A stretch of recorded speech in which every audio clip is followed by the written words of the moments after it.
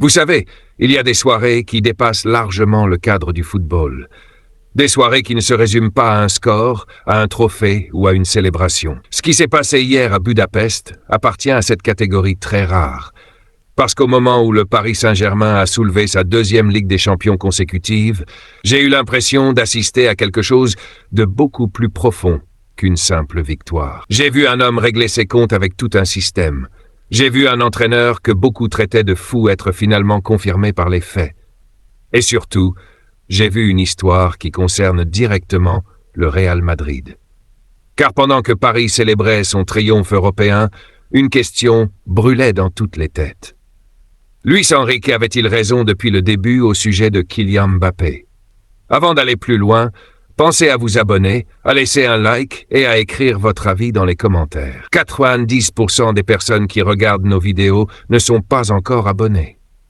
Dites-moi une chose. Selon vous, Luis Enrique a-t-il réellement prouvé que le PSG est devenu plus fort sans Mbappé? Pour comprendre pourquoi cette histoire fait autant de bruit aujourd'hui, il faut revenir quelques années en arrière. À l'époque, le PSG représentait tout ce que le football moderne pouvait offrir de plus spectaculaire. Des budgets gigantesques, des recrutements galactiques, des stars mondiales à chaque poste. Sur le papier, le club parisien semblait invincible. Pourtant, chaque saison se terminait de la même manière. Une élimination, une déception, un nouvel échec européen. Et honnêtement, je pense que beaucoup de supporters à travers l'Europe avaient fini par considérer le PSG comme une équipe incapable de transformer son immense talent en véritable domination collective. Messi, Neymar et Mbappé partageaient le même vestiaire. 3 phénomènes, 3 joueurs capables de gagner un match à eux seuls. Mais un problème revenait constamment. Le collectif semblait toujours dépendre de l'inspiration individuelle. Quand une star brillait, Paris gagnait. Quand elle disparaissait, tout s'effondrait. Et c'est précisément là que Luis Enrique est intervenu. Dès son arrivée, l'entraîneur espagnol a envoyé un message extrêmement clair. Il ne voulait pas construire une équipe autour d'un seul homme. Peu importe son statut, peu importe son salaire, peu importe son influence. Cette philosophie a immédiatement créé une tension silencieuse avec Mbappé. Pas une guerre ouverte, pas des disputes publiques, mais une opposition de vision. D'un côté, un entraîneur obsédé par le collectif. De l'autre, une superstar habituée à être le centre absolu du projet. Au fil des mois, les signes se sont multipliés. Luis Enrique n'hésitait plus à remplacer Mbappé pendant les matchs. Il le sortait parfois plus tôt que prévu. Il prenait des décisions qui semblaient impensables quelques mois auparavant. Et à chaque conférence de presse, ses messages devenaient de plus en plus explicites. Sans citer de nom, il répétait qu'aucun joueur ne pouvait se permettre de relâcher ses efforts. Personne. Pour moi, c'est à ce moment-là que tout a commencé. Parce qu'un entraîneur qui ose s'attaquer au joueur le plus puissant du vestiaire sait parfaitement qu'il prend un risque énorme. La plupart des techniciens évitent ce genre de confrontation. Luis Enrique a fait exactement l'inverse. Puis est arrivé le tournant. Lorsque Mbappé a annoncé son départ pour le Real Madrid, une immense majorité d'observateurs pensaient que le PSG allait s'effondrer. Et franchement, ce n'était pas absurde. On parlait du meilleur buteur de l'histoire du club, d'un joueur capable de marquer à n'importe quel moment, d'une star mondiale dont toute la stratégie marketing du PSG dépendait presque entièrement. Perdre un joueur pareil semblait être une catastrophe. Pourtant, Luis Enrique a surpris tout le monde. Au lieu de s'inquiéter, il a affirmé que son équipe deviendrait meilleure. Oui, meilleure. Je me souviens encore de la réaction générale. Les médias français étaient stupéfaits. Les consultants se moquaient de lui. Les supporters eux-mêmes avaient du mal à comprendre. Comment pouvait-on imaginer un PSG plus fort sans Mbappé? À première vue, cela paraissait impossible. Mais quelques mois plus tard, le documentaire consacré à Luis Enrique a permis de comprendre sa logique. Et là, tout a pris un sens différent. L'entraîneur expliquait qu'un système collectif ne pouvait fonctionner parfaitement que lorsque tous les joueurs respectaient exactement les mêmes principes. Il ne remettait pas en cause le talent de Mbappé. Au contraire, il expliquait simplement qu'un joueur bénéficiant d'une liberté totale compliquait la mise en place de son projet. Et c'est là que son raisonnement devient fascinant. Parce qu'au fond, La question n'était pas « Mbappé est-il un grand joueur ?» La réponse est évidemment oui. La vraie question était « Peut-on construire une machine collective parfaite autour d'un joueur qui dispose de privilèges particuliers ?» Luis Enrique répondait non, et il allait bientôt tenter de le démontrer. La saison suivante est devenue historique. Sans Mbappé, le PSG a remporté le championnat. Puis la Coupe nationale, puis la Ligue des champions. Un triplé monumental. Et ce qui m'a le plus marqué, c'est pas seulement la victoire, c'est la manière. Pour la première fois depuis très longtemps, Paris ressemblait à une équipe totalement unie. Tout le monde défendait, tout le monde pressait, tout le monde travaillait pour le même objectif. Des joueurs parfois critiqués auparavant se sont transformés. Ousmane Dembélé a atteint un niveau exceptionnel.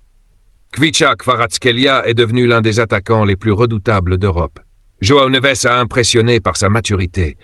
Et soudain, ce PSG autrefois dépendant des individualités était devenu une machine collective redoutable. Beaucoup pensèrent alors qu'il s'agissait simplement d'une saison exceptionnelle, une parenthèse, un exploit difficile à reproduire. Mais hier à Budapest, Luis Enrique a définitivement changé la conversation. Face à l'équipe de Mikel Arteta, Paris a dû souffrir. Le match a commencé de la pire des manières. Arsenal a frappé très tôt. Les Londoniens ont contrôlé de longues séquences. Pendant une bonne partie de la rencontre, on avait le sentiment que le scénario parfait se dessinait pour les Anglais. Mais le PSG n'a jamais paniqué. Et c'est précisément ce qui distingue les très grands champions.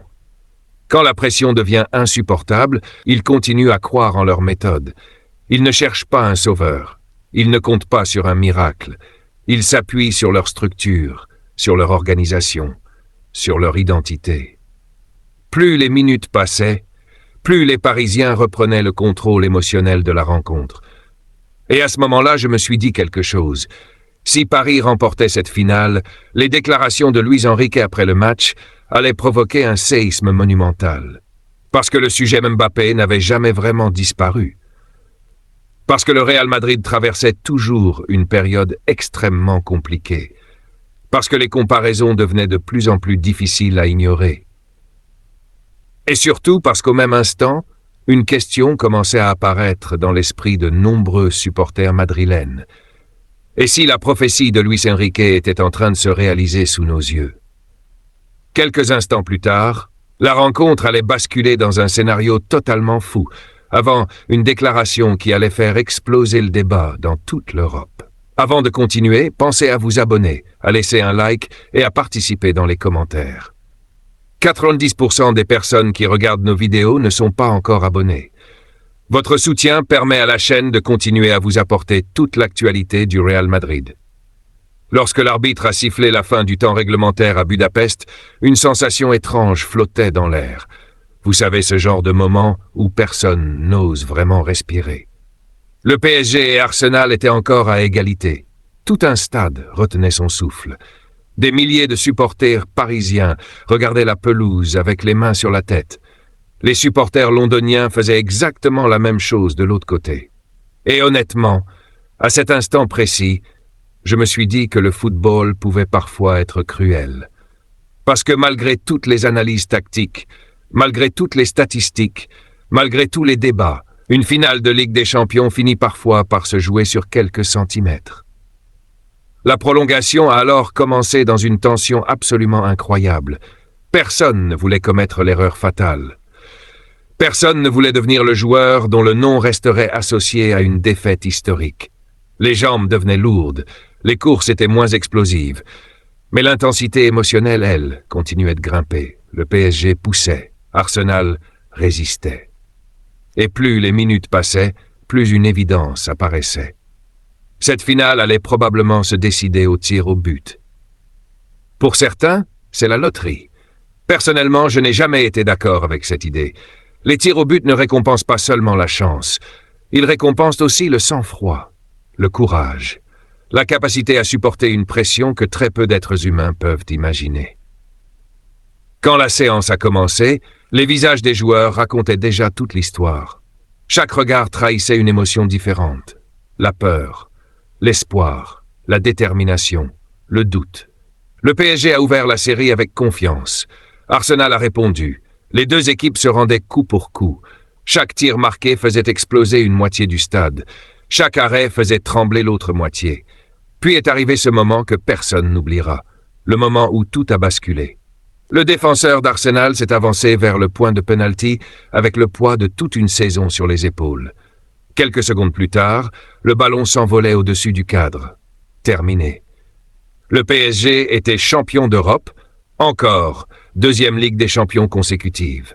Et là, il faut prendre conscience de l'ampleur historique de ce que cela représente. Gagner une Ligue des champions est déjà extrêmement difficile. En gagner 2 de suite est presque impossible. Avant cela, seul le Real Madrid avait réussi cet exploit au XXe siècle. C'est précisément pour cette raison que la suite est devenue si importante. Parce qu'au milieu des célébrations, au milieu des larmes et des chants, Luis Enrique s'est présenté devant les journalistes. Et il a parlé. Comme toujours. Sans détour, sans peur, sans calcul. Je vais être honnête avec vous. C'est à ce moment-là que cette histoire est passée du terrain au débat idéologique. Car Luis Enrique n'a pas seulement célébré une victoire, il a défendu une vision du football, une vision qu'il porte depuis des années. Une vision qui, selon lui, explique entièrement la réussite du PSG. Quand il a expliqué que son équipe appartenait désormais au cercle des plus grands clubs européens, grâce à sa manière de jouer, beaucoup ont immédiatement compris où il voulait en venir. Ces mots n'étaient pas choisis au hasard. Cette fameuse manière de jouer était au cœur de son discours. Pour lui, le football moderne repose sur une idée simple. Les 11 joueurs attaquent ensemble, les 11 joueurs défendent ensemble, les 11 joueurs courent ensemble. Aucune exception. Et c'est précisément cette philosophie qui a transformé Paris. Pendant des années, le PSG avait cherché des stars. Luis Enrique a cherché des soldats. Pendant des années, le PSG avait accumulé les individualités. Luis Enrique a construit un collectif. Et quand les journalistes ont insisté sur les raisons de ce succès, l'entraîneur espagnol est allé encore plus loin. Il a expliqué qu'il préférait plusieurs joueurs capables de marquer régulièrement plutôt qu'un seul attaquant concentrant toutes les statistiques. Encore une fois, personne n'avait besoin qu'il prononce un nom. Tout le monde comprenait parfaitement de qui il parlait. Et c'est là que la situation devient particulièrement délicate pour le Real Madrid. Parce qu'au même moment, à plusieurs milliers de kilomètres de Budapest, le contraste devenait impossible à ignorer. D'un côté, le PSG accumulait les trophées. De l'autre, le Real Madrid traversait 2 saisons extrêmement frustrantes. Et cela fait mal à reconnaître pour tout supporter madrilène, parce que nous parlons du plus grand club du monde. Nous parlons d'un club habitué à soulever des trophées presque chaque année. Nous parlons d'une institution dont l'ADN repose sur la victoire. Pourtant, depuis l'arrivée de Mbappé, les résultats collectifs n'ont jamais atteint les attentes annoncées. Attention, il faut être juste. Mbappé a marqué. Beaucoup marqué. Ses statistiques individuelles restent impressionnantes. Personne ne peut nier son talent. Personne ne peut nier sa capacité à faire des différences. Mais le football ne se résume pas aux chiffres individuels. Ce qui compte au Real Madrid, ce sont les trophées. Et c'est précisément là que les critiques commencent. Lors de sa première saison, l'attaquant français a terminé parmi les meilleurs buteurs du continent. Malgré cela, le Real Madrid n'a pas remporté les titres majeurs qu'espéraient les supporters. Puis est arrivée la 2e saison. Et là encore, les difficultés ont continué. Ce qui frappe le plus, selon moi, c'est l'impression de déséquilibre permanent. Quand vous regardez jouer le Real Madrid, vous voyez parfois une équipe remplie de talents extraordinaires. Mais vous ne voyez pas toujours une équipe parfaitement harmonieuse. La coexistence entre plusieurs stars offensives a souvent soulevé des interrogations. Les espaces préférentiels se ressemblent. Les responsabilités défensives ne sont pas toujours réparties de manière idéale. Et dans les grands matchs européens, chaque détail compte. Luis Enrique, lui, observe tout cela depuis Paris. Et forcément, son discours gagne en crédibilité à mesure que les mois passent. Parce que ses prédictions semblent avoir été validées par les résultats. Quand il affirmait que son équipe deviendrait meilleure collectivement après le départ de Mbappé, presque personne ne le croyait. Aujourd'hui, beaucoup commencent à revoir leur jugement. Et ce qui est encore plus troublant, c'est que le débat ne concerne plus seulement le PSG. Il concerne désormais directement le Real Madrid. Car dans les couloirs du Bernabéu, une question commence à revenir avec insistance. Une question que peu de dirigeants souhaitent entendre publiquement. Une question qui aurait été impensable il y a seulement 2 ans. Le projet construit autour de Mbappé est-il réellement compatible avec le collectif idéal recherché par le club? Je sais que cette interrogation choque beaucoup de supporters. Après tout, nous parlons d'un des meilleurs joueurs de sa génération. Mais dans le football de très haut niveau, le talent seul ne garantit jamais le succès. L'histoire regorge d'équipes remplies de génies qui n'ont jamais atteint leur potentiel. Et inversement, certaines formations moins spectaculaires ont dominé grâce à leur cohésion. C'est précisément ce que Luis Enrique tente de démontrer depuis le premier jour. Pour lui, la hiérarchie doit être simple, le système avant tout, l'équipe avant tout, le collectif avant tout. Et lorsque vous regardez le PSG aujourd'hui, il est difficile de nier que cette philosophie produit des résultats. Pendant ce temps, à Madrid, les rumeurs deviennent de plus en plus nombreuses. Des débats apparaissent dans les médias. Des interrogations surgissent parmi les supporters. Des tensions sont évoquées en coulisses. Bien sûr, il faut rester prudent avec toutes les informations qui circulent. Mais une chose est certaine. Le climat n'est plus celui de l'euphorie qui accompagnait l'arrivée de Mbappé. L'enthousiasme des débuts a laissé place à une immense attente. Et cette attente commence à se transformer en pression. Une pression qui pourrait bientôt atteindre son point culminant. Car selon plusieurs informations relayées autour du club, certaines discussions internes seraient beaucoup plus profondes que ce que le public imagine. Et ce qui se prépare actuellement dans les bureaux du Bernabéu pourrait bien changer totalement l'avenir de Mbappé au Real Madrid. C'est précisément là que l'histoire prend une dimension encore plus spectaculaire. Parce qu'au fond, le véritable sujet n'est plus seulement le PSG. Le véritable sujet n'est même plus Luis Enrique. Le véritable sujet, c'est le Real Madrid et ce qu'il compte faire pour retrouver sa place au sommet du football européen. Depuis 2 saisons, le club vit une situation inhabituelle. Pour n'importe quelle autre équipe, atteindre régulièrement les phases finales des grandes compétitions serait considéré comme une réussite. Mais le Real Madrid ne fonctionne pas comme les autres clubs. Ici, les demi-finales ne suffisent pas. Les belles statistiques ne suffisent pas. Les promesses ne suffisent pas. Au Real Madrid, seule la victoire compte.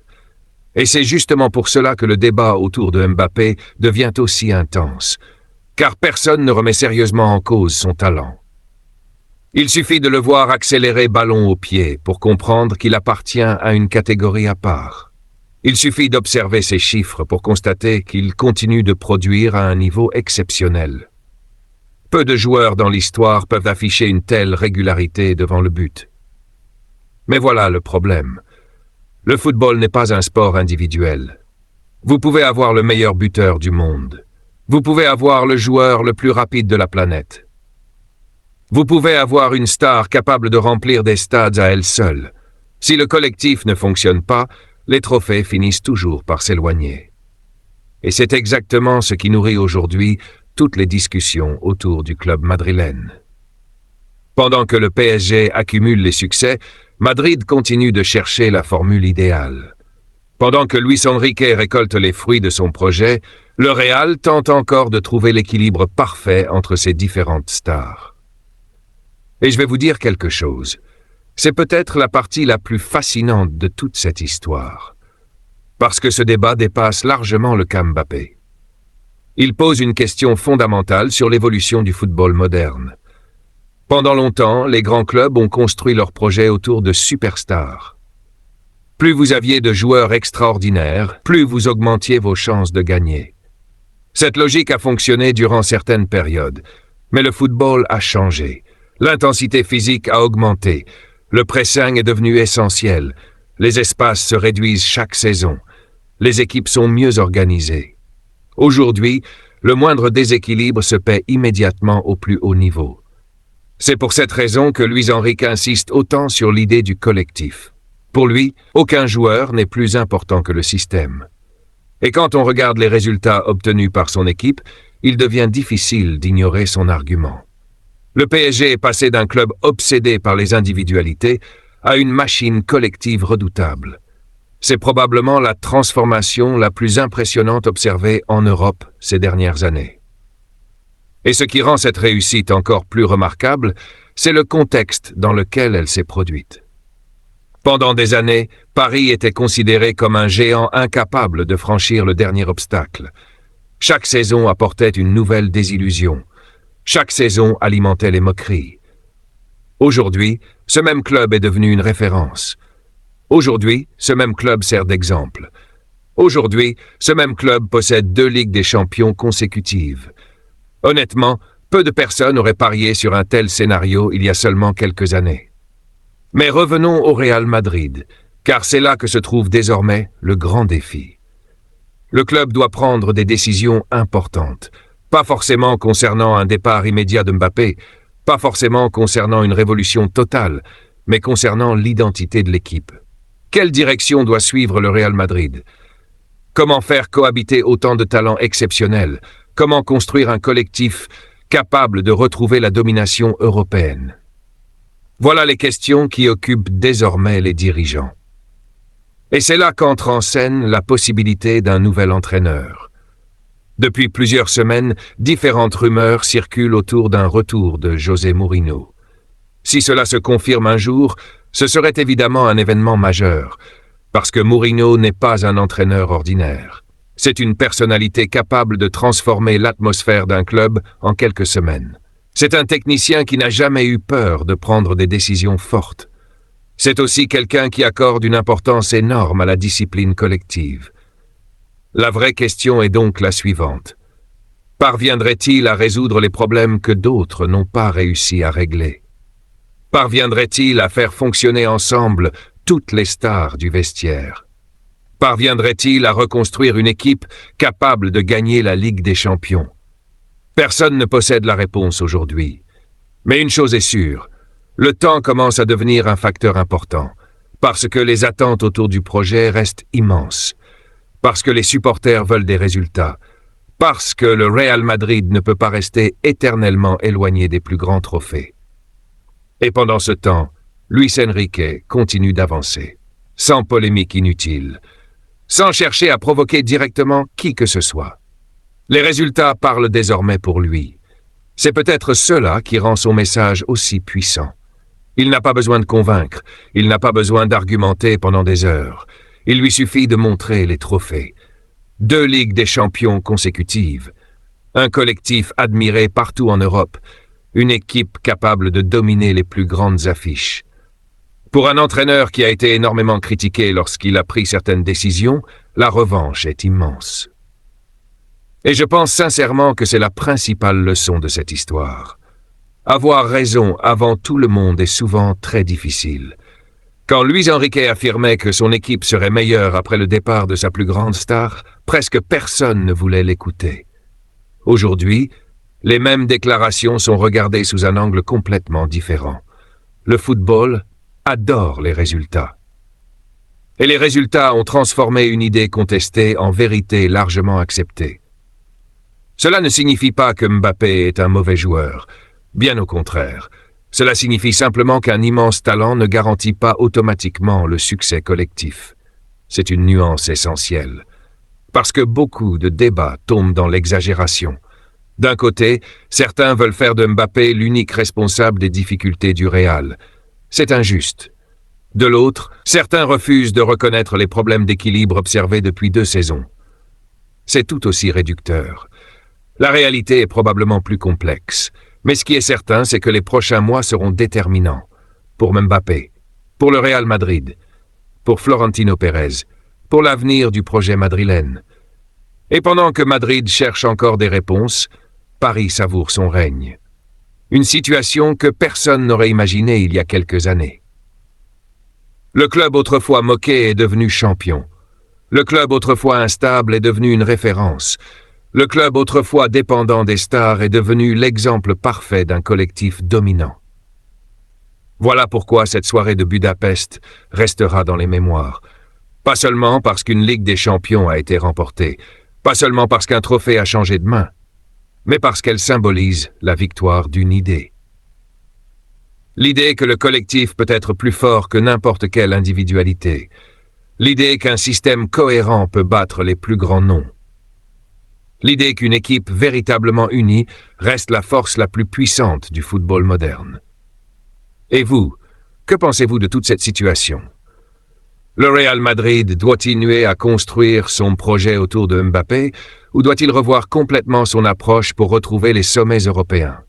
Avant de quitter la vidéo, n'oubliez pas de vous abonner, de laisser un like et de partager votre avis dans les commentaires. 90% de personnes qui regardent nos vidéos ne sont pas encore abonnées. Selon vous, Luis Enrique a-t-il définitivement gagné son pari ou Mbappé finira-t-il par faire taire toutes les critiques avec le Real Madrid? Je vous lis dans les commentaires.